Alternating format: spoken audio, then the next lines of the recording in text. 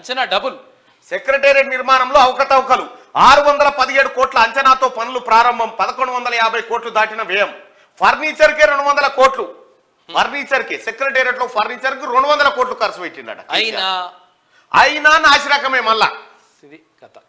అదనపు ఖర్చుకు పరిపాలన అనుమతి నిల్. ఇప్పటికీ కొనసాగుతున్న వర్క్స్. బీఆర్ఎస్ లీడర్లకు చెందిన సంస్థలకే పనుల బాధ్యతలు. అంచనాల పెంపుపై సర్కార్ ఆరాధిస్తా ఉందట. 617 కోట్లతో కడతామని స్టార్ట్ చేసిరు సెక్రటేరియట్. 1150 కోట్లు దాటిందట. అయినా ఇంకా పని కాలే. ఏమి దొంగతనం ఇది. ఫర్నిచర్ కు 200 కోట్ల. ఫర్నిచర్ కు బీఆర్ఎస్ హయాంలో నిర్మించిన కొత్త సెక్రటరీ అంచనా వ్యయం డబుల్ అయినట్టు తెలుస్తున్నది.